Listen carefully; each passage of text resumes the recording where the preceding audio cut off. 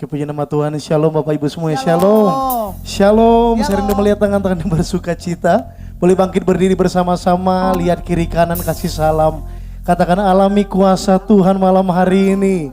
Haleluya. Sekali lagi tepuk tangan buat Tuhan Yesus. Kita mau bersorak-sorai buat Tuhan Yesus. Sekali lagi tepuk tangan sama-sama. Haleluya. Kuasa-Mu dicurahkan malam hari ini Tuhan. Setiap kami gereja-Mu. Sama-sama kita.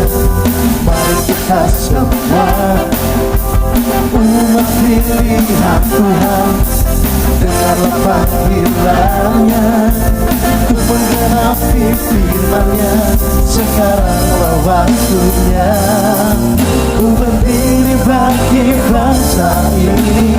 Mari maju umat pemenang. Mari kita semua, mari kita semua umat pilihan Allah, dengarlah panggilannya untuk menggenapi firman-Nya. Sekaranglah waktunya ku berdiri bagi bangsa ini. Mari maju umat pemenang. Mari bersama-sama bukan bagi nyatakan kemuliaan-Nya, bukan bagi nyatakan kebesaran-Nya. Sampai setiap lutut berlutut, semua lidah mengaku Yesus Kristus ialah Tuhan, Raja segala raja. Nyanyikan, dialah Raja. Yang percaya katakan amin. Sama-sama nyanyikan. Mari kita semua, mari kita semua umat pilihan Tuhan, dengarlah panggilan-Nya untuk menggenapi. Sekaranglah waktunya. Haleluya. Ku berdiri bagi bangsa ini. Mari maju umat pemenang. Kami bangkit bersama. Bukan bagi nyatakan kemuliaan-Nya, bukan bagi nyatakan kebesaran-Nya. Sampai setiap lutut berlutut, semua lidah mengaku Yesus Kristus Tuhan, Raja segala raja. Pede Raja Wali lebih lagi, ku kan bangkit, ku kan bangkit. Haleluya. Ku kan bangkit. Ini iman kami sampai setiap lutut berlutut, semua lidah mengaku Yesus Kristus ialah Tuhan, Raja segala raja. Dialah lebih lagi bersama. Bukan bagi, haleluya, nyatakan kemuliaan-Nya, bukan bagi nyatakan kebesaran-Nya. Sampai setiap lutut berlutut, semua lidah mengaku. Doa kami, Yesus Kristus ialah Tuhan, Raja segala raja. Dialah Raja, oh dialah Raja. Kaulah Raja kami, dialah Raja. Tepuk tangan sorak-sorai buat Raja kita yang nyatakan kuasanya di tempat ini. Katakan haleluya. Sungguh besar Kau Tuhanku, Engkau perintah hidup. Mari terima kuasanya lebih lagi malam hari ini. Haleluya. Iman dalam Yesus Tuhan, Kau yang memberi kemenangan. Ku bersorak merayakan, terpujilah Engkau Raja segala raja. Yang siap terima kuasa katakan amin. Tepuk tangan buat Tuhan Yesus sama-sama.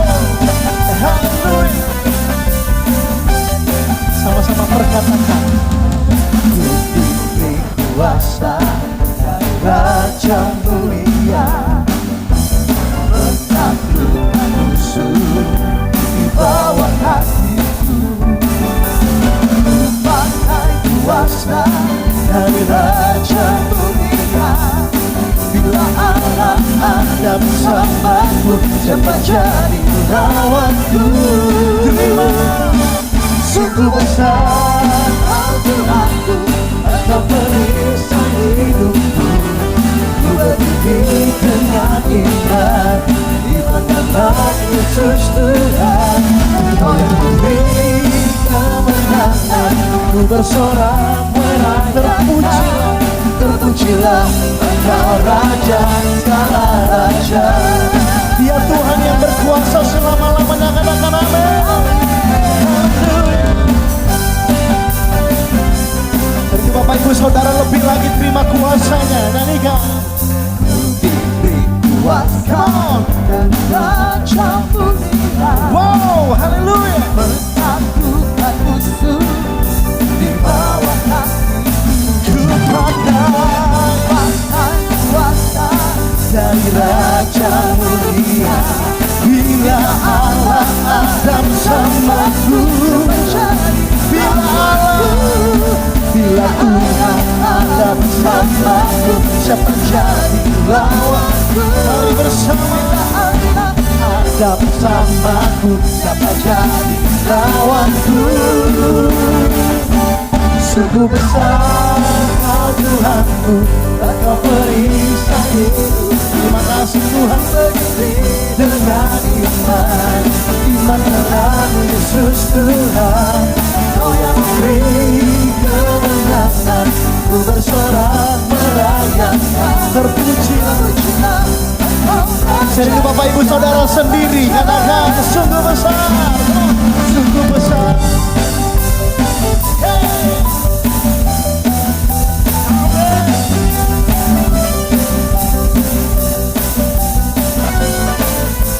Kau yang memberi,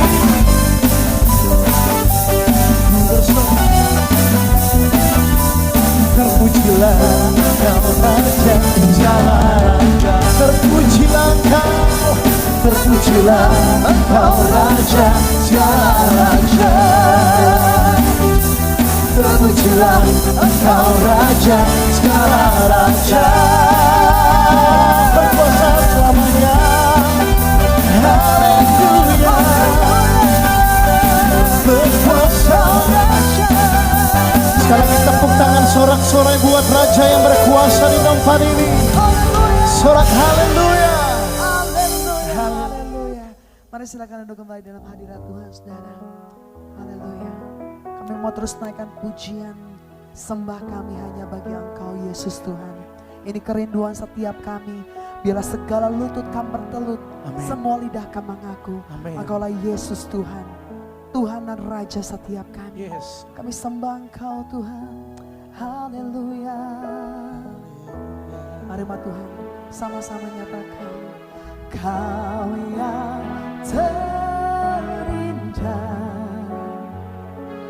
di dalam hidup ini. Tiada Allah Tuhan yang seperti Engkau, besar perkasa penuh kemuliaan. Kau yang termanis di dalam hidup cinta Kau lebih dari segalanya. Besar kasih setiamu kepadaku. Ku serahkan, ya Tuhanku. Ku tinggikan namamu selalu. Tiada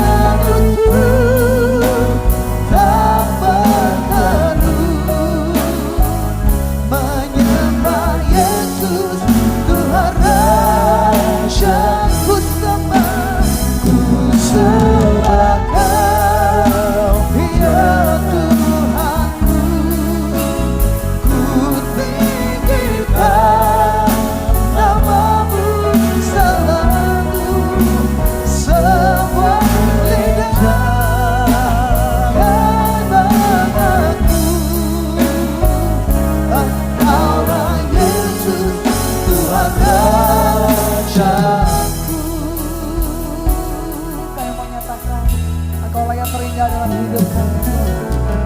Kau yang terindah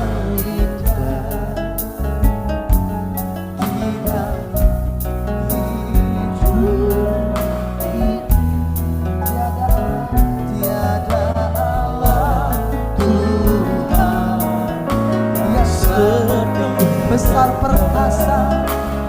perkasa penuh kemuliaan. Kau yang termanis, Kau yang termanis di dalam hidup ini. Ku cinta Kau lebih dari segalanya. Besar kasih setiamu kepadaku.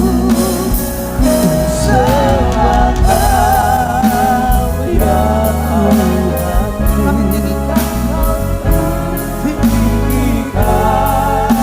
namamu selalu.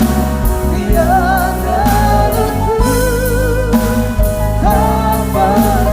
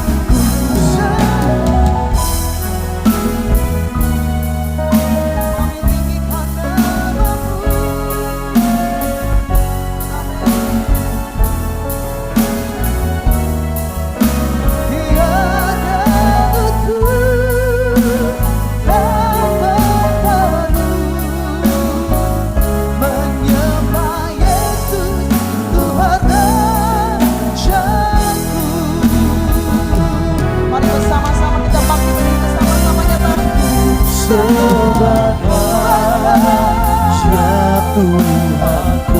Kami tinggikan namamu selalu. Segalanya tak berlalu. Menyembah Yesus Tuhan Raja. Sekali lagi nyatakan, ku sembah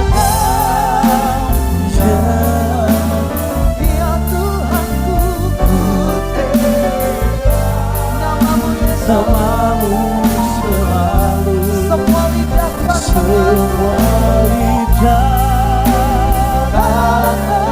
katakanku, Engkaulah Yesus Tuhan Raja.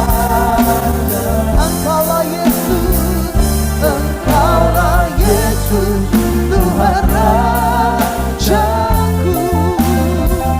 Engkaulah Yesus Tuhan Rajaku.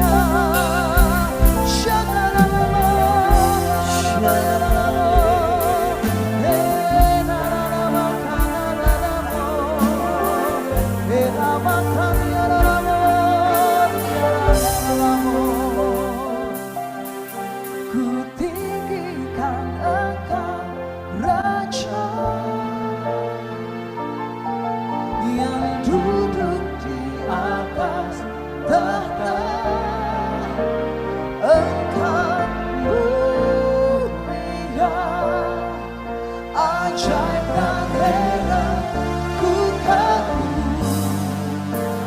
akan Engkau Tuhan. Ku tinggikan Engkau Raja, Kau yang duduk di atas tahta. Engkau mulia, ajaib dan heran ku kagum akan Engkau Tuhan. Kami tinggikan Engkau Raja yang duduk di atas tahta. Engkau mulia, ajaib dan heran ku kagum akan Engkau. Sekali lagi nyatakan, ku tinggikan Engkau Raja, Kau yang duduk di atas tahta. Engkau mulia, ajaib dan heran ku kagum akan Engkau Tuhan. Layaklah segala bangsa, layaklah segala bangsa sujud kepadamu. Sebab Kau Tuhan yang kudus, layak disembah.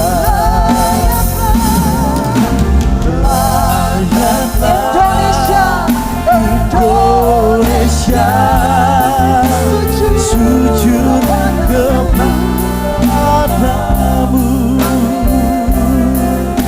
Sebab Kau Tuhan yang kudus, layak disembah.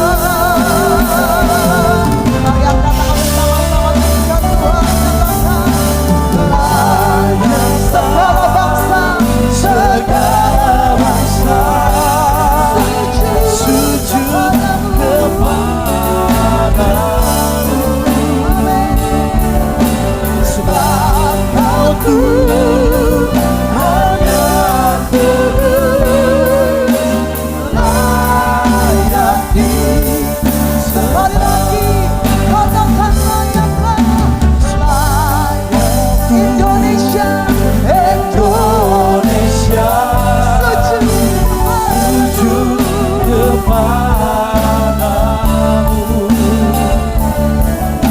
Sebab Kau Tuhan yang kudus, layak disembah.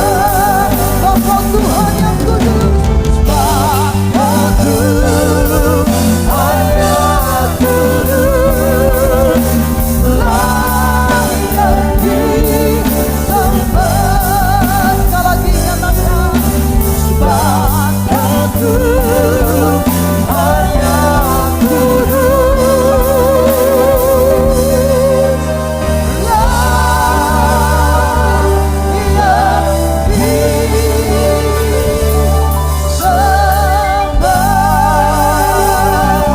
Haleluya. Kita tepuk tangan sorak-sorai bagi Tuhan. Haleluya, haleluya.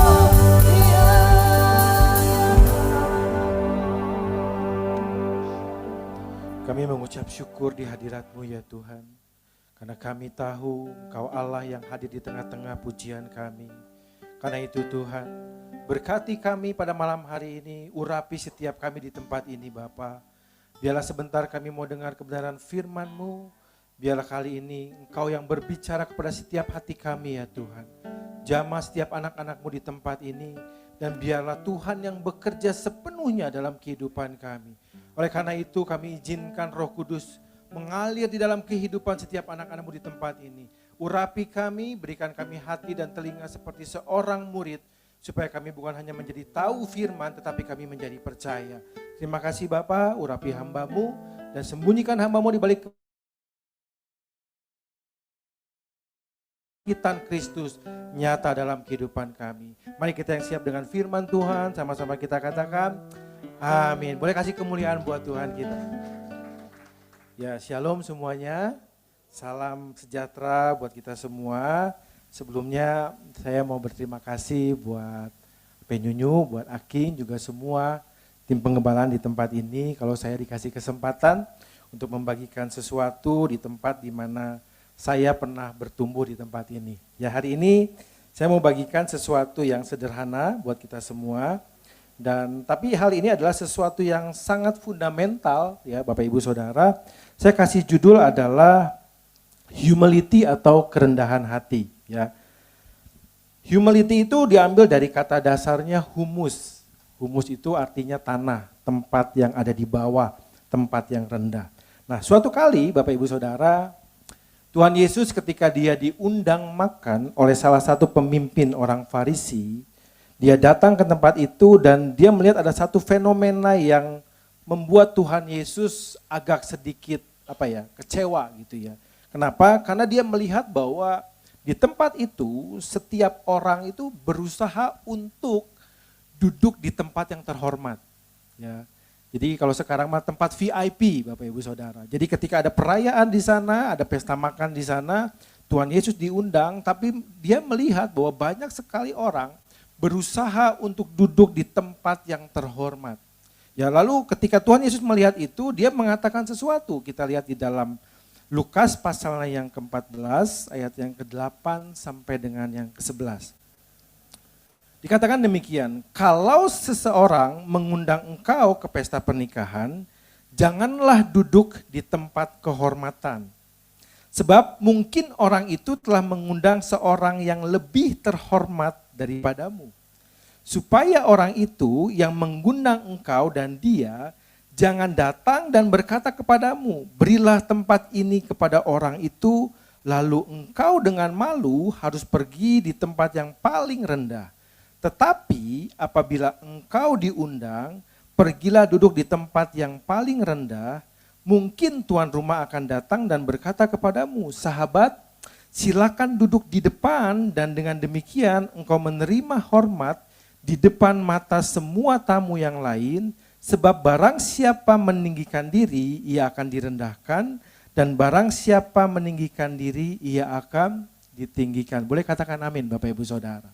Hari-hari ini kalau kita perhatikan Bapak Ibu, bahwa setiap orang itu pengen sekali yang namanya dihormati.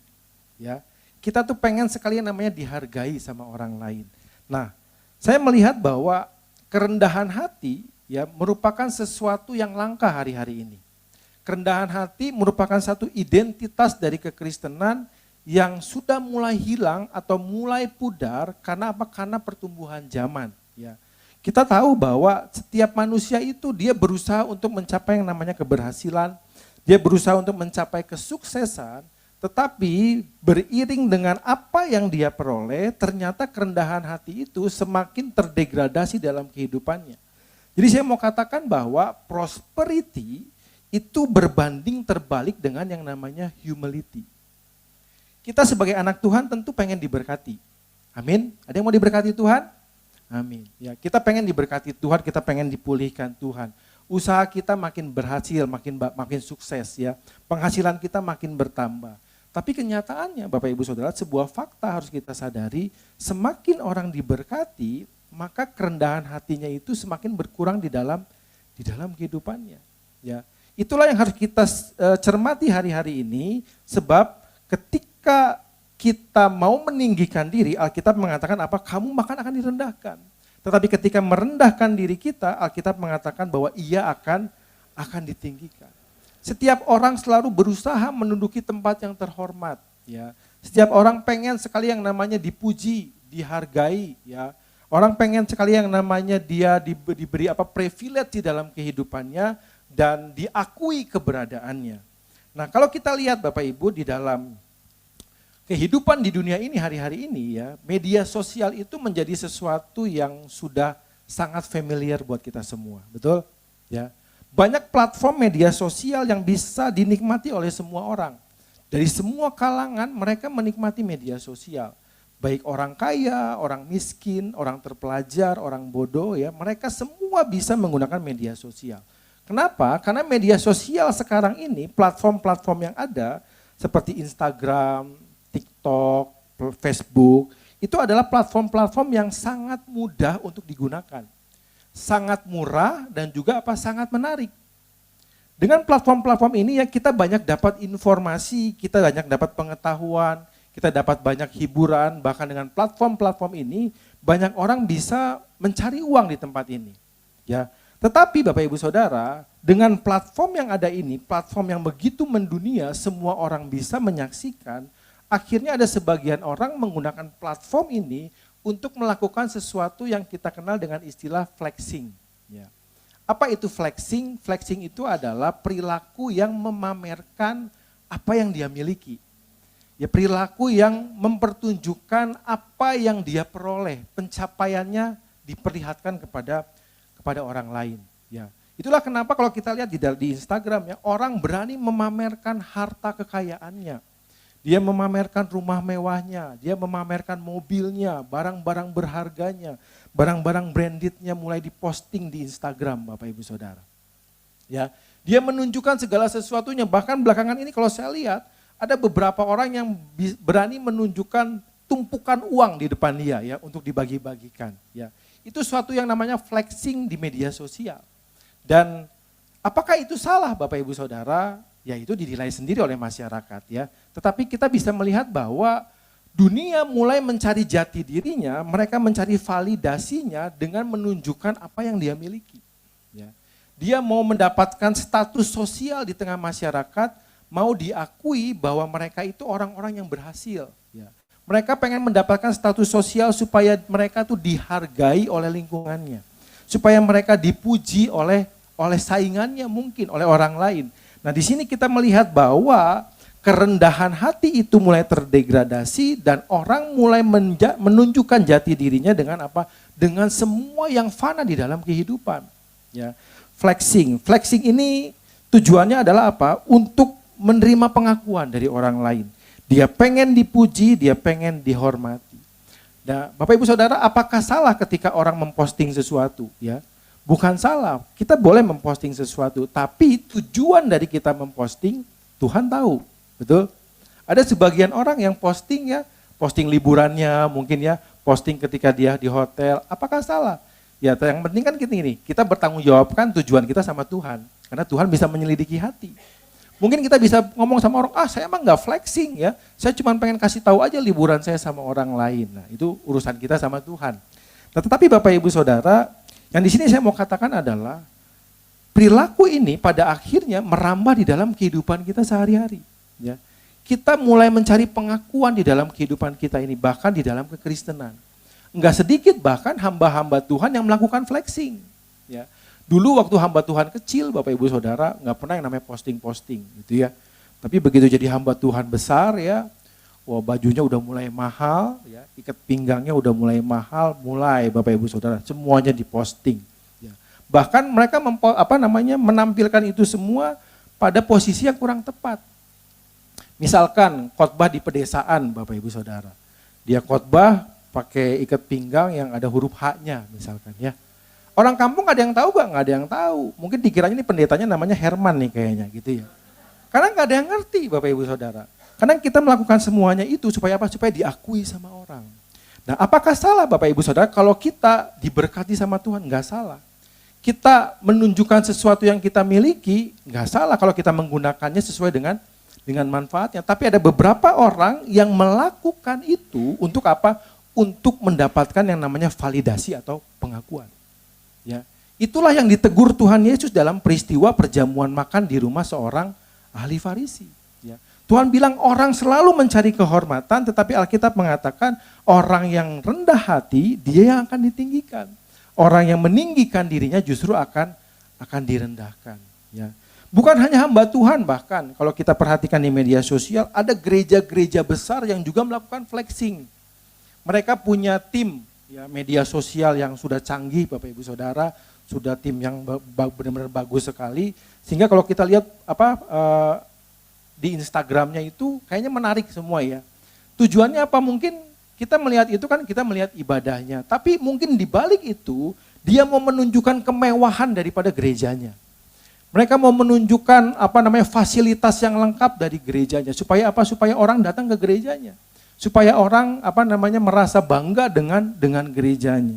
Nah, semua prinsip itu ternyata bertentangan dengan apa yang ada di dalam firman Tuhan. Kalau kita ingat di dalam Kitab Roma pasal ke-12 ayatnya yang kedua, Tuhan Yesus mengatakan apa? Jangan kamu menjadi serupa dengan dunia ini, tetapi berubahlah sesuai dengan pembaharuan budimu. Jadi Alkitab mengajarkan sama kita nih jangan menjadi serupa dengan dunia. Kita jangan pakai cara-cara dunia, ya. Nah, saya berharap Bapak Ibu Saudara, kita menangkap sesuatu pada malam hari ini bahwa kerendahan hati yang dicari oleh Tuhan yang mulai hilang dalam kehidupan kita sebagai anak-anak Tuhan, ini dikembalikan hari-hari ini. Yang setuju dengan saya boleh katakan amin. Ya. Kerendahan hati harus menjadi cover dari yang namanya kehidupan kekristenan. Mungkin kita pernah dengar istilah yang namanya don't judge a book by its cover. Ya. Jangan menilai isi buku itu dari covernya, betul? Tetapi kita kalau boleh jujur, buku yang covernya menarik itu mendorong kita untuk beli, betul gak? Buku yang covernya itu menarik membuat kita ingin membaca, ingin membuka buku tersebut ya. Saya punya anak umur 8 tahun Bapak Ibu Saudara, dia senang ke toko buku ya. Dan toko buku sekarang itu kan semuanya diplastikin ya, nggak kayak dulu kita bisa baca diplastikin. Jadi tiba-tiba dia datang sama saya, "Papi, aku mau beli ini," dia bilang ya. Dilihat harganya mahal banget Bapak Ibu Saudara.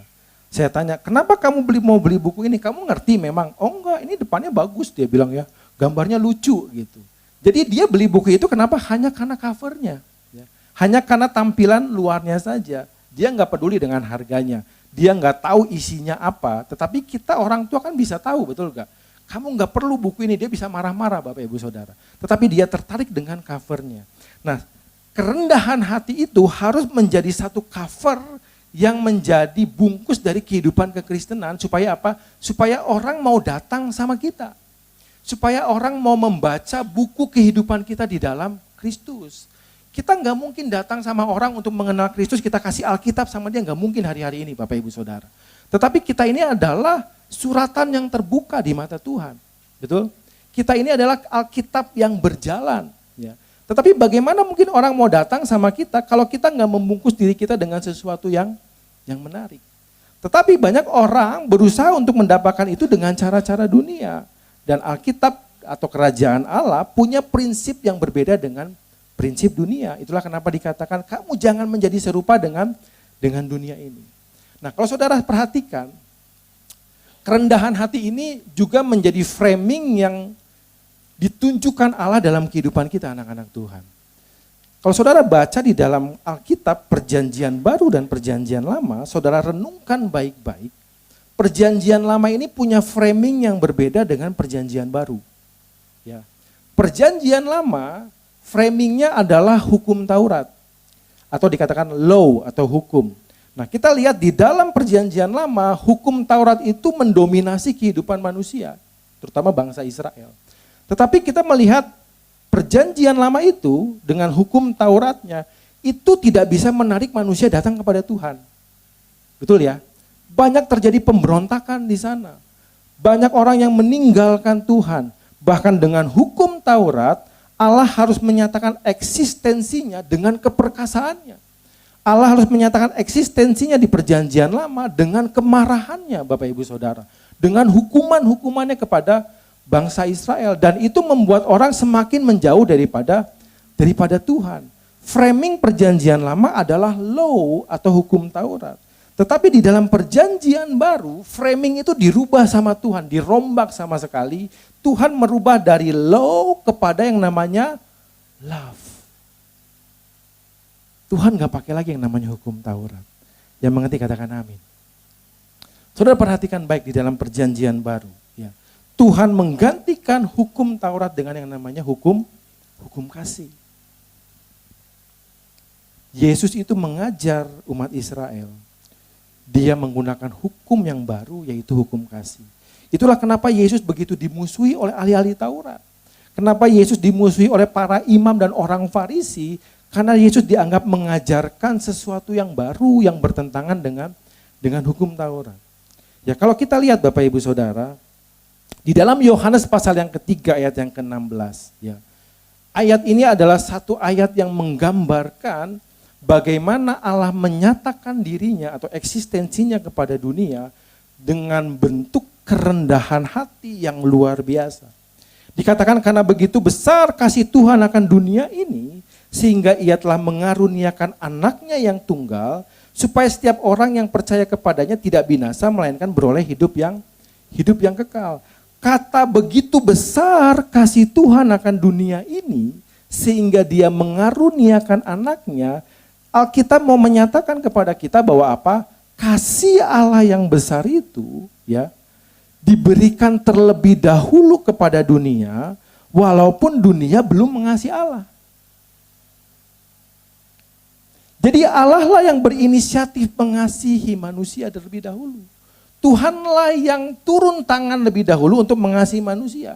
Tuhan tuh nggak perlu kasih manusia untuk dia mengasihi manusia. Yang mengerti katakan amin. Bukankah itu suatu bentuk kerendahan hati Bapak Ibu Saudara?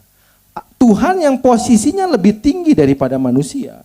Dia yang mulia, dia yang perkasa, dia yang kudus, ya, dia yang dihormati dibandingkan dengan manusia yang rendah yang bukan apa-apa di hadapan Allah, tetapi dia yang lebih dulu mengasihi.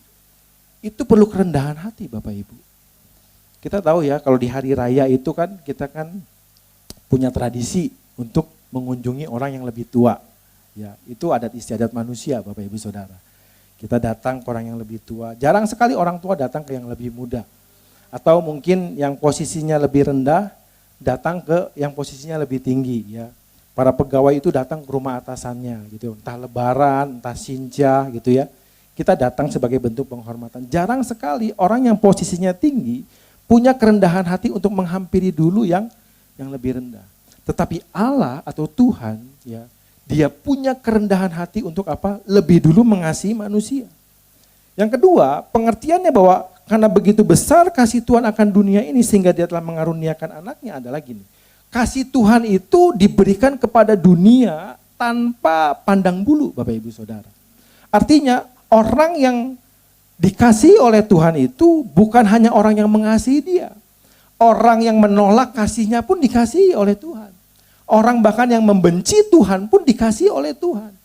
Untuk bisa melakukan itu perlu kerendahan hati Bapak Ibu. Ya. Kita manusia nggak bisa loh berlaku seperti itu. Kita bisa mengasihi orang yang mengasihi kita, betul. Tapi ketika kita mengasihi satu pribadi yang menolak kasih kita, mungkin kita akan mundur dari orang itu. Kita nggak akan mungkin mengasihi orang itu lagi. Apalagi orang yang membenci kita, betul. Kita nggak bisa mengasihi orang yang membenci kita. Walaupun Alkitab mengatakan tampar pipi kanan, kasih pipi kiri gitu ya. Tapi manusia nggak bisa menerima konsep itu. Tampar pipi kanan, kita kasih kaki kiri, betul gak? Kita nggak bisa Bapak Ibu Saudara.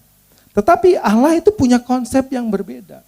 Itu adalah bentuk kerendahan hati daripada Allah. Sekalipun manusia menolak kasihnya, sekalipun manusia membenci dia, tetapi dia mengaruniakan kasihnya yang begitu besar. Dan yang ketiga adalah dari ayat ini kita belajar bahwa Allah itu mengasihi itu dengan mengorbankan sesuatu yang berharga. Ya, kita belum tentu bisa mengasihi seseorang, kita mungkin bisa berkorban. Ya, kita punya uang, punya harta, mungkin kita simpan. Tapi kalau ngasih seorang kan kita kan seadanya aja, betul ya, seperlunya aja. Berani saudara memberikan sesuatu, membantu orang dengan sesuatu yang paling berharga dalam hidup saudara, kita pikir-pikir dulu. Tetapi perhatikan, Tuhan itu mengasihi kita dengan memberikan yang paling berharga yang dia miliki, yaitu Kristus, anaknya yang tunggal. Itu perlu kerendahan hati saudara. Jadi saudara perlu mengerti bahwa kerendahan hati itu menjadi framingnya Allah untuk menyatakan dirinya di tengah-tengah dunia. Sehingga kita anak-anak Tuhan perlu menggunakan itu dalam kehidupan kita sebagai orang Kristen. Yang mau katakan amin. Bapak Ibu Saudara yang kasih Tuhan, kalau kita melihat bagaimana Allah memframing dirinya, menyatakan eksistensinya dengan kerendahan hati. Di dalam perjanjian baru, saudara perhatikan, apa yang Allah lakukan di perjanjian baru dengan framing yang baru, kerendahan hati, itu justru lebih bisa menarik manusia datang kepada Allah. Betul? Perhatikan ketika Tuhan datang kepada Sakeus. Tuhan gak pakai hukum di sana. Tuhan gak bilang sama Sakeus, kamu melanggar hukum Taurat, pasal yang kesekian, ayat yang kesekian, enggak. Ketika Tuhan datang kepada wanita Samaria di sumur Yakub, Tuhan gak menggunakan hukum. Pada waktu Tuhan menghampiri Petrus yang sudah menyangkal dia 3 kali, Tuhan pun gak menggunakan hukum. Apa yang dia lakukan? Dia menggunakan kasih. Justru di dalam perjanjian baru, kasih itu menjadi satu yang bisa menarik orang datang kepada Tuhan. Dan untuk menyalurkan kasih, Allah yang besar, Allah yang penuh kuasa itu perlu kerendahan hati untuk datang kepada manusia. Amin. Tuhan Yesus loh yang minta datang ke rumah Sakeus. Sakeus, aku akan menginap di rumahmu, betul? Tuhan Yesus yang minta air kepada wanita Samaria. Tuhan Yesus pula yang menghampiri Petrus, bukan Petrus yang menghampiri Tuhan Yesus. Perlu kerendahan hati untuk bisa melakukan itu semua. Nah, hari ini kita mau belajar ya Bapak Ibu Saudara, kenapa kita sebagai orang Kristen itu perlu punya yang namanya kerendahan hati. Ya, ada 3 poin di sini. Yang pertama adalah kita ini punya tujuan kekristenan untuk menjadi seperti Kristus. Yang kedua, orang yang rendah hati itu akan ditinggikan. Dan yang ketiga, Tuhan itu mengasihani orang yang rendah hati. Poin yang pertama Bapak Ibu Saudara. Saudara harus mengerti bahwa tujuan daripada kekristenan kita adalah kita menjadi serupa dengan Kristus. Jadi kalau orang tanya, kenapa Bapak jadi Kristen? Ya, kenapa nggak milih agama lain? Kan agama banyak di Indonesia. Tujuan kita adalah apa? Bukan kita untuk diselamatkan, bukan kita untuk diberkati, tetapi kita menjadi Kristen supaya apa? Kita menjadi serupa dengan Kristus. Ya, Bapak Ibu Saudara, doktrin keselamatan itu ada 3 tahap. Yang pertama adalah justification, yang kedua sanctification, yang ketiga adalah glorification. Justification itu artinya apa? Kita dibenarkan karena iman, bukan karena perbuatan kita. Kita dapat tiket keselamatan daripada Tuhan itu bukan karena kita telah melakukan sesuatu buat Tuhan. Tetapi apa? Tetapi karena kasih karunia Tuhan yang diberikan kepada kita. Itulah justification. Yang kedua adalah sanctification. Setelah saudara mendapatkan tiket keselamatan itu, saudara berjalan bersama Tuhan untuk mengalami yang namanya proses kehidupan supaya apa? Saudara semakin serupa dengan Kristus. Jadi jangan heran kalau jadi orang Kristen ya, kenapa Pak saya diproses? Ya pengen jadi serupa dengan Kristus Bapak Ibu Saudara. Tujuannya pasti point of view-nya daripada Allah memproses kita adalah supaya kita menjadi serupa dengan Kristus. Cuman masalahnya prosesnya beda-beda. Ada yang diproses ekonomi, ya, ada yang diproses kesehatan, ada yang diproses rumah tangga. Tuhan paling tahu bagaimana supaya saudara menjadi serupa dengan Kristus. Itulah kenapa kita mengalami namanya sanctification. Nah, dari sanctification itulah ketika kita memiliki keserupaan dengan Kristus, ada buah-buah roh yang dihasilkan dalam kehidupan kita. Kasih, sukacita, damai sejahtera. Itulah karakter daripada Kristus yang harus saudara miliki di tengah-tengah dunia ini. Dari situlah maka kita akan mengalami yang namanya glorification. Nah, sekarang kita melihat apa sih kerendahan hati daripada Kristus, ya. Di dalam Filipi pasal yang kedua ayat yang ke-5 sampai dengan yang ke-8. Dikatakan demikian, hendaklah kamu di dalam hidupmu bersama menaruh pikiran dan perasaan yang terdapat juga di dalam Kristus Yesus, yang walaupun dalam rupa Tuhan tidak menganggap kesetaraannya dengan Tuhan itu sebagai milik yang harus dipertahankan, melainkan telah apa? Mengosongkan dirinya sendiri dan mengambil rupa seorang hamba dan menjadi sama dengan manusia, dan dalam keadaan sebagai manusia ia telah merendahkan dirinya dan taat sampai mati, bahkan sampai mati di kayu salib. Kristus itu mengajarkan tentang kerendahan hati, tetapi dia juga memberikan keteladanan dan contoh kerendahan hati. Bahkan kalau kita lihat di dalam Filipi 25 ayat sampai 8 ini Bapak Ibu Saudara, kerendahan hati yang dilakukan Tuhan, yang dicontohkan Tuhan buat kita semua itu adalah kerendahan hati yang gak bisa dilakukan oleh manusia. Kerendahan hati yang saudara gak bisa saingi kerendahan hati daripada Kristus.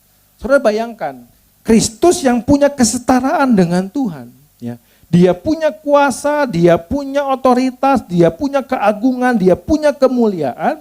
Dia tanggalkan itu semua dengan kerendahan hati, dia menjadi satu pribadi yang lebih rendah posisinya yaitu manusia. Ini sudah kerendahan hati Bapak Ibu Saudara. Tetapi ternyata Alkitab mencatat bukan sampai berhenti di sana.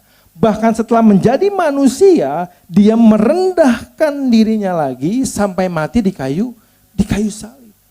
Ini adalah teladan daripada kerendahan hati yang Kristus tampilkan dalam kehidupan kita. Manusia gak mungkin bisa seperti ini Bapak Ibu. Kita kalau udah diberkati, waduh ya, kamu gak tahu siapa saya gitu ya. Kadang kita susah Bapak Ibu Saudara. Hamba Tuhan juga sama. Ya. Beberapa hamba Tuhan besar tuh kalau udah diberkati itu circle-nya udah beda. Ya. Udah gak bisa di-touch sama jemaat. Kurang lebih gitu. Pak ini ada yang mau ketemu jemaat, aduh saya sibuk gak bisa gitu ya. Pengennya sama apa? Orang-orang yang selevel sama dia. Hati-hati dengan yang namanya apa? Dengan yang namanya tinggi hati atau kesombongan. Kita ini harus menjadi serupa dengan Kristus di dalam hal kerendahan hati. Bahkan di dalam kehidupannya sehari-hari, ketika Yesus ada di tengah-tengah dunia, dia itu pribadi yang begitu rendah hati. Sebagai seorang rabi, seorang guru, ya, dia mau yang namanya berbicara, dia mau yang namanya bercengkrama, dia mau yang namanya duduk makan bersama dengan orang berdosa. Dia mau ngobrol sama orang yang dibenci oleh orang satu kota. Wanita Samaria itu dibenci oleh satu kota Bapak Ibu Saudara. Sakeus orang yang dibenci oleh satu kota. Dia mau duduk makan dengan orang berdosa. Dia mau datang kepada orang miskin. Dia mau menjamah orang yang sakit. Bapak Ibu Saudara yang dikasihi Tuhan, Yesus memberikan keteladanan di dalam kerendahan hati. Supaya kita sebagai anak-anak Tuhan memiliki kesetaraan dengan Kristus dalam hal kerendahan hati. Nah, kenapa kita harus menjadi seperti Kristus ya? Karena kalau kita lihat dari yang tadi dikatakan bahwa Allah memframing dirinya dengan kerendahan hati dan Kristus juga menunjukkan kerendahan hati, artinya kerendahan hati itu menjadi satu pola kehidupan di dalam kerajaan Allah. Kita kalau punya rumah kan Bapak Ibu Saudara biasanya kan punya kebiasaan di rumah, betul ya? Ada yang mungkin di rumahnya itu kalau mau masuk rumah harus lepas sendal. Jadi kita semua yang memang orang rumah itu kalau masuk rumah pasti lepas sendal, betul gak? Tapi ketika kita undang orang lain, orang luar, dia datang masuk ke rumah, dia pakai sendal, bahkan sendal yang kotor, itu menjadi sesuatu yang aneh buat kita, betul? Bahkan kalau kita pikir gini, udahlah jangan undang lagi orang ini ya. Dia kayaknya gak tahu etika ya, padahal itu aturan kita, betul gak? Sama dengan kerajaan Allah Bapak Ibu Saudara. Kenapa kita harus menjadi seperti Kristus? Karena kerendahan hati sudah menjadi yang namanya budaya di dalam kerajaan Allah. Kalau kita nggak punya kerendahan hati, kita nggak serupa dengan Kristus. Bapa itu rendah hati, Kristus rendah hati. Kalau kita masuk kerajaan Allah tanpa kerendahan hati, maka kita akan menjadi orang asing di dalam kerajaan Allah. Dan mengerti boleh katakan amin. Yang kedua, kenapa orang Kristen perlu punya namanya kerendahan hati? Karena dikatakan orang rendah hati itu akan ditinggikan. Ya, tadi Filipi 2 ayat sampai ke ayat yang ke-8 dikatakan Yesus merendahkan dirinya sampai serendah-rendahnya. Di ayat yang ke-9 sampai dengan yang ke-10, orang yang rendah hati itu akan ditinggikan oleh Tuhan. Itulah sebabnya Tuhan sangat meninggikan dia dan mengaruniakan kepadanya nama di atas segala nama, supaya di dalam nama Yesus bertekuk lutut segala yang ada di langit dan yang ada di atas bumi dan yang ada di bawah bumi. Di ayat sebelumnya diceritakan bahwa Yesus itu yang punya kesetaraan dengan Tuhan, dia merendahkan dirinya sampai serendah-rendahnya. Karena posisinya yang begitu rendah Bapak Ibu Saudara, akhirnya Tuhan meninggikan dia setinggi-tingginya. Amin. Ini prinsip kerajaan Allah Bapak Ibu. Ya. Kalau orang dunia kita berusaha untuk naik setinggi-tingginya, betul gak? Saya bisa ilustrasikan ini dengan sebuah bola. Mungkin di sini ada bola gak ya? Kalau enggak, anggap aja ini bola ya Bapak Ibu ya. Kalau saya lemparkan ke atas, semakin kuat saya lemparkan ke atas, apakah bola itu akan diam di atas? Enggak. dia pasti akan jatuh lagi ke bawah. Itulah prinsip dunia. Kita berusaha naik ke atas, tetapi Tuhan mengatakan orang yang meninggikan dirinya akan apa? Direndahkan. Tetapi ketika bola itu dipantulkan ke bawah, dia direndahkan ke bawah, apa yang terjadi? Dia justru akan naik ke atas. Ya. Itulah prinsip kerajaan Allah. Semakin kita merendahkan diri kita, bahkan semakin keras kita merendahkan diri kita, maka semakin Tuhan akan meninggikan kita. Yang mengerti katakan amin. Itulah kenapa kita perlu punya kerendahan hati. Ya. Tuhan itu selalu meninggikan orang yang rendah hati. Contoh di dalam Alkitab Bapak Ibu Saudara, Daud pun mengalami hal yang sama. Dia itu adalah pribadi yang begitu rendah hati di hadapan Tuhan. Kalau saudara ingat ketika pertama kali Samuel datang ke rumah Daud, ya, bapaknya Isai itu mengumpulkan semua kakak-kakaknya, betul ya? Yang gagah perkasa, yang tinggi besar dikumpulkan. Wah, ini cocok jadi raja nih, kurang lebih begitu. Tapi Daud di mana? Dia di padang rumput, ya. Dia itu sangat direndahkan bahkan di dalam keluarganya. Dia nggak dipandang oleh keluarganya, Bapak Ibu Saudara. Yang ditampilkan oleh ayahnya adalah kakak-kakaknya yang punya tampilan seperti seorang raja. Daud yang badannya kecil, masih kemerahan mukanya, ya mungkin bau keringat karena di padang rumput, itu nggak dianggap sama orang tuanya. Bahkan sama kakak-kakaknya. Nggak ada satupun kakak-kakaknya yang bilang sama papanya, Yusuf mana Pak? Daud mana Pak? Kenapa Daud nggak diikut sertakan? Nggak ada. Ya. Daud itu dipandang rendah oleh keluarganya. Tapi ketika Daud datang kepada Samuel, adakah Daud menggerutu? Ada pemilihan raja, nah orang tuh diajak gitu. Enggak ya. Daud nggak komplain Bapak Ibu Saudara. Dia punya kerendahan hati. Bahkan setelah dia diurapi sebagai raja, dia tetap menggembalakan domba. Dia nggak petantang-petenteng sama orang di kampung yang, saya udah diurapi Samuel nih, saya mau jadi raja. Enggak. Dia punya kerendahan hati. Saudara perhatikan, ketika Daud merendahkan hatinya, justru dia akan ditinggikan oleh Tuhan.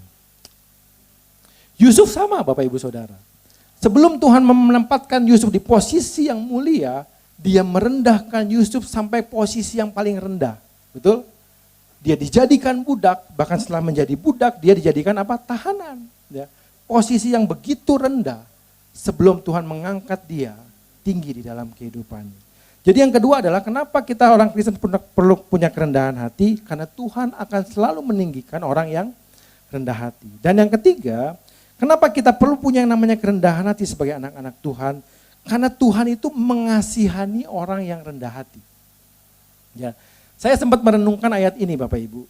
Saudara sering dengar ada kata gini ya, Allah menentang orang yang congkak, ya Tuhan menentang orang yang congkak, tetapi mengasihani orang yang rendah hati. Ini banyak di dalam Alkitab. Ya. Saya berpikir gini, kenapa kok mengasihani? Mungkin orang yang rendah hati itu memang dianggap lemah. Orang yang rendah hati itu biasanya dizolimi Bapak Ibu Saudara.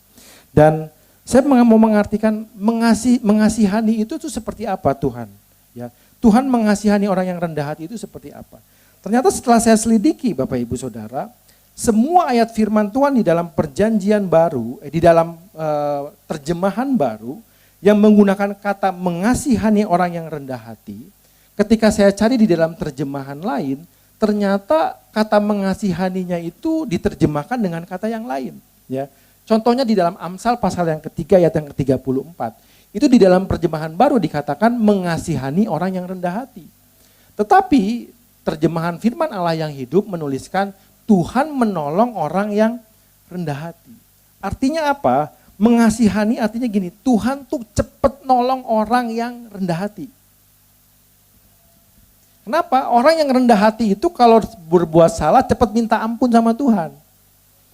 Orang yang rendah hati itu ya kalau ada apa-apa cepat larinya kepada Tuhan. Itulah kenapa dikatakan Tuhan mengasihani artinya menolong. Orang yang rendah hati itu cepat ditolong sama Tuhan. Kalau orang nggak rendah hati Bapak Ibu Saudara, udah berbuat dosa ya, masih argumen dulu sama Tuhan. Dah bukan saya yang salah Tuhan, manehna nu salah ka urang gitu ya. Kita nggak mau datang sama Tuhan, Tuhan ampuni saya. Bahkan orang yang rendah hati itu, mungkin dia nggak salah, tetapi dia takut salah di hadapan Tuhan. Ya, Daud pernah melakukan itu Bapak Ibu Saudara. Dia berdoa kepada Allah dengan kata, jangan ambil rohmu daripadaku ya. Sebab apa? Sebab Daud takut sekali ya kalau Tuhan mengambil rohnya daripada dia, Sebab dia mengatakan demikian, ampunilah aku dari kesalahan yang tidak aku sadari. Itu orang yang rendah hati Bapak Ibu Saudara. Seringkali kita udah salah, masih mau berargumen sama Tuhan. Bukan saya yang salah Tuhan. Itulah kenapa orang yang rendah hati itu gampang ditolong sama Tuhan. Yang kedua, di dalam Yakobus pasal yang keempat ayat yang keenam, kata yang sama di dalam terjemahan baru, Tuhan mengasihani orang yang rendah hati, diterjemahkan dengan kata Tuhan memberi kekuatan kepada orang yang rendah hati. Mengasihani artinya apa? Tuhan tuh kasih kekuatan sama orang yang rendah hati. Orang rendah hati itu biasanya dianggap lemah Bapak Ibu Saudara. Ya, kalau ada keributan dia dulu yang minta maaf gitu ya. Kalau ada apa-apa dia yang mengalah, dianggap lemah. Dan ketika orang rendah hati datang ke hadapan Tuhan, itu kata Tuhan dia mengasihani dengan cara apa? Memberi kekuatan kepada mereka. Seringkali kita di dalam badai kehidupan Bapak Ibu, kita kan pengennya Tuhan meredakan badainya, betul? Kenapa? Kita ingat kisah ketika Tuhan Yesus ada di Danau Galilea. Ketika ada badai datang ya, Tuhan menghardik badai itu dan badai itu menjadi tenang. Itu yang menjadi dasar doa kita setiap kali kita datang sama Tuhan. Tetapi kadangkala Tuhan itu ketika kita menghadapi badai, Tuhan tuh nggak redakan badainya. Tetapi Tuhan kasih kekuatan kepada kita supaya apa? Supaya kita bisa berdiri di tengah badai sampai badai itu berhenti. Sebab Tuhan tahu di balik badai itu ada pelangi yang Tuhan sediakan buat kita. Tuhan kadang nggak meredakan masalahnya Bapak Ibu Saudara. Tapi Tuhan kasih kekuatan sama kita. Supaya kita bisa melewati masalah kita sampai kita menerima berkat yang Tuhan janjikan. Yang mengerti katakan amin. Sama halnya dengan 1 Petrus 5 ayat ke yang 5b ya. Kata yang sama dalam terjemahan baru, Tuhan mengasihani orang rendah hati, tetapi Alkitab yang terbuka menerjemahkan Tuhan memberi anugerah kepada orang yang rendah hati. Anugerah itu sesuatu yang kita nggak layak terima. Kadang orang rendah hati itu selalu mengalah Bapak Ibu Saudara. Ya, apa-apa mengalah, udah buat dia dulu aja, saya mah bukan siapa-siapa, saya mah nggak bisa apa-apa. Tetapi justru dalam kerendahan hati itulah, Tuhan bisa mengangkat seseorang di luar dari apa yang pernah dia bayangkan dalam hidupnya. Itulah anugerah Tuhan. Jadi perlu kerendahan hati supaya Tuhan bisa mengangkat kita dengan anugerahnya. Dan yang berikutnya di dalam terjemahan firman Allah yang hidup, kata mengasihani digantikan dengan kata mengaruniakan berkat-berkat khusus. Amin. Ya. Kata mengasihani di dalam terjemahan ini digunakan kata berkat-berkat yang khusus. Kita Bapak Ibu Saudara kalau sinjah itu kan suka nyiapin angpau ya. Seminggu sebelumnya tuh kita semua tuh nyiapin angpau buat keponakan. Kita hitung jumlah keponakan, betul? Si A anaknya sabaraha, hitung tilu gitu ya. Semua dihitung sama kita. Siapin angpaunya lalu kita masukin uangnya. Ya. Tapi kalau kita punya satu keponakan yang ada di hati kita gitu ya. Yang apa ya, yang menyenangkan hati kita. Biasanya angpaunya dilebihin gak Bapak Ibu Saudara? Dilebihin ya. Itu namanya berkat-berkat khusus. Kalau kita punya kerendahan hati di hadapan Tuhan, saudara akan menerima berkat-berkat khusus daripada Tuhan. Yang setuju dengan saya boleh katakan amin. Beri kemuliaan buat Tuhan kita.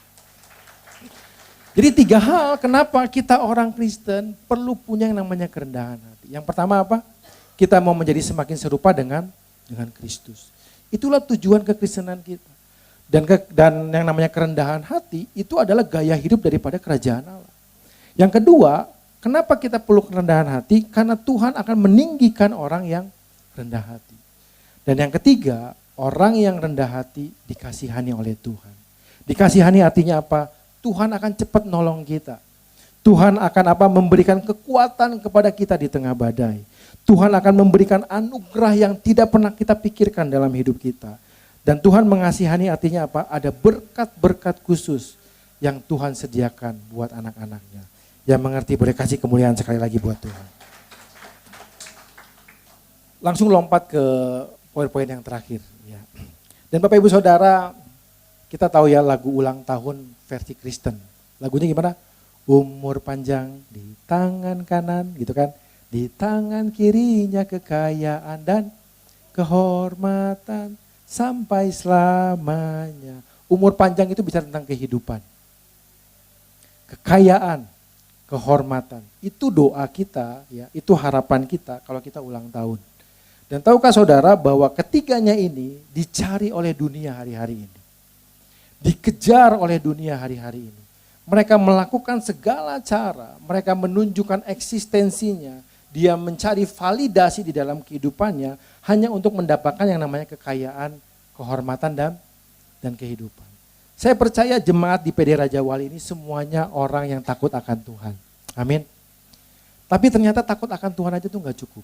Ya. Amsal 22 ayat 4 mengatakan ganjaran kerendahan hati dan takut akan Tuhan adalah apa? Kekayaan, kehormatan dan kehidupan. Siapa yang mau rendah hati boleh lambaikan tangannya. Bilang kanan kirinya, kita harus rendah hati.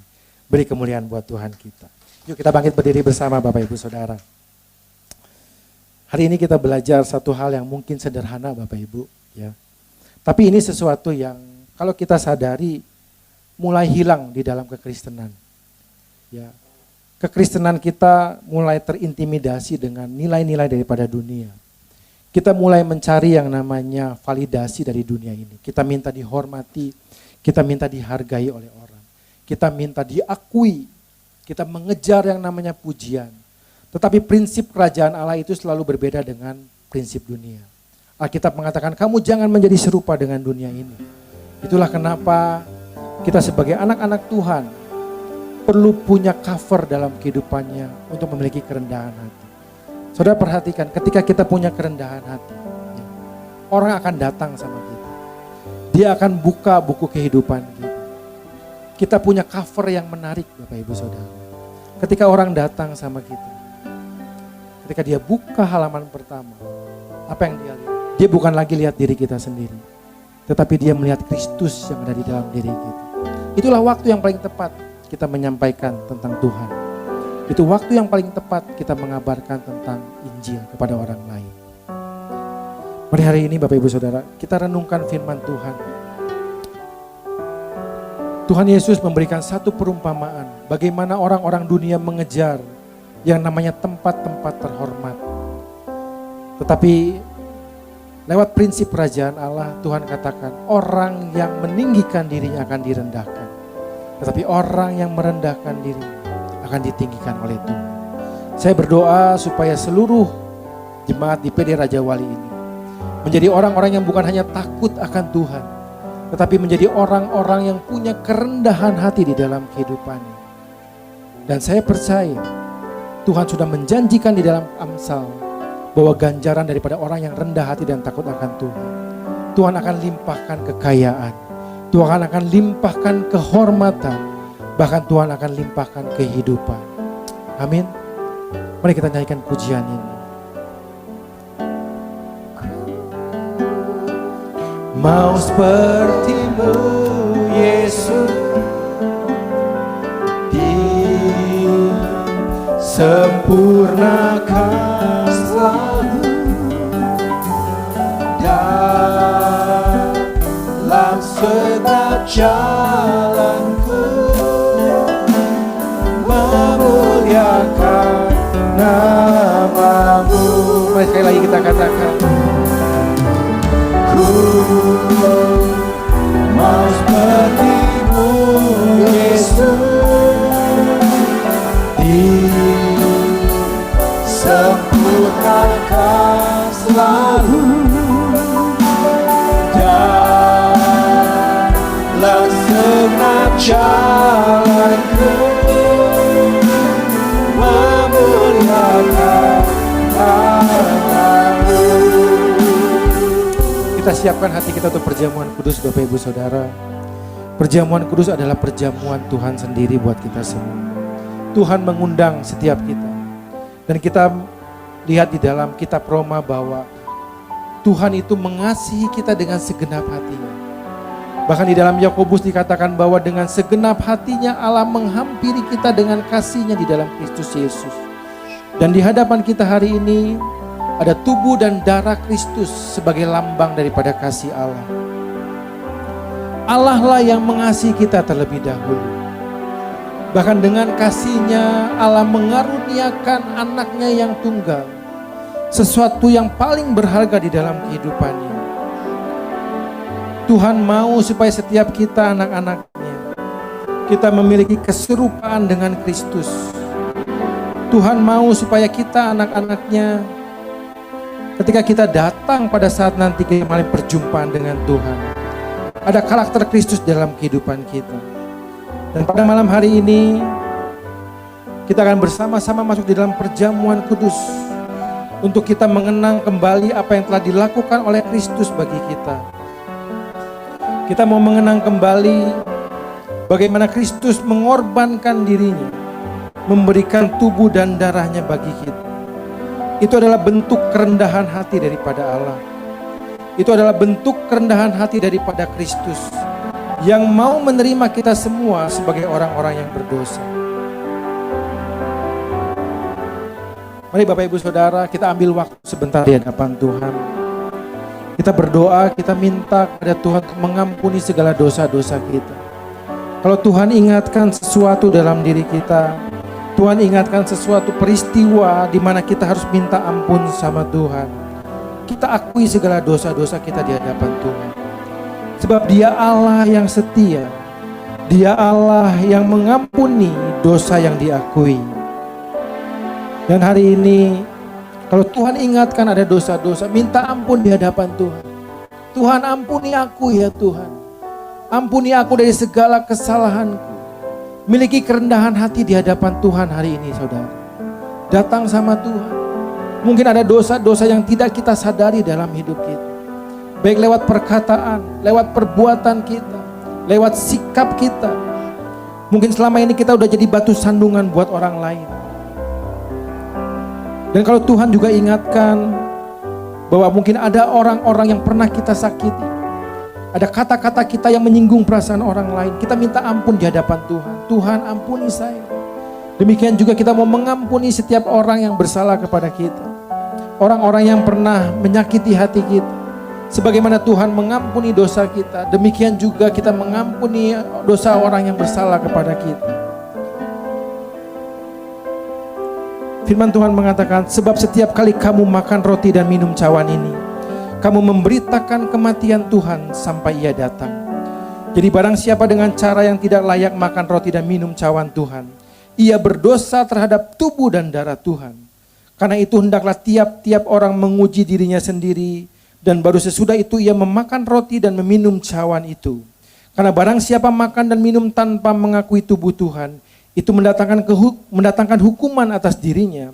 Sebab itu banyak di antara kamu yang lemah dan sakit, dan tidak sedikit yang meninggal.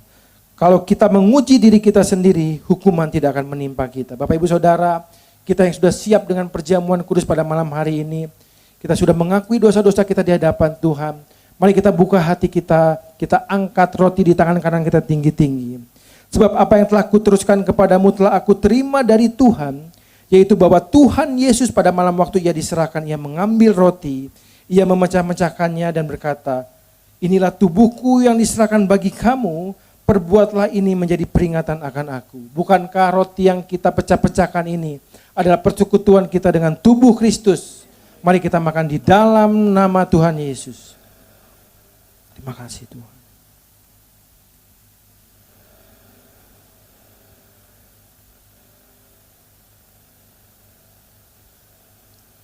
Mari kita angkat cawan di tangan kanan kita tinggi-tinggi. Demikian juga Ia mengambil cawan sesudah makan lalu berkata, cawan ini adalah perjanjian baru yang dimateraikan oleh darahku. Perbuatlah ini setiap kali kamu meminumnya menjadi peringatan akan aku. Saudara dikasih Tuhan, bukankah cawan ucapan syukur yang atasnya kita ucapkan syukur adalah persekutuan kita dengan darah Kristus? Mari kita minum di dalam nama Tuhan Yesus.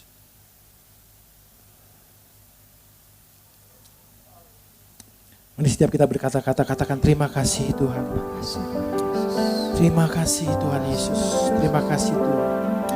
Oh Tuhan Yesus, terima kasih. Terima kasih buat karya penebusan-Mu ya Tuhan. Terima kasih buat pengampunan-Mu atas hidup kami ya Tuhan. Terima kasih buat besarnya kasih-Mu buat kami semua. Engkau memiliki kasih yang tanpa batas. Engkau memiliki kasih yang tidak berkesudahan di dalam kehidupan kami. Bahkan Engkau memberikan kasih yang tanpa syarat buat kami semua. Terima kasih Tuhan, terima kasih. Oh terima kasih Tuhan Yesus. Terima kasih Yesusku, terima kasih Yesusku.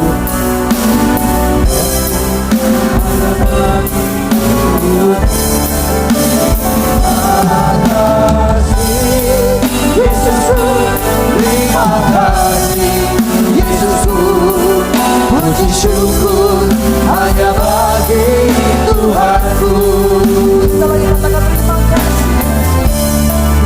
Terima kasih Yesusku, terima kasih Yesusku, puji syukur hanya bagi Tuhanku.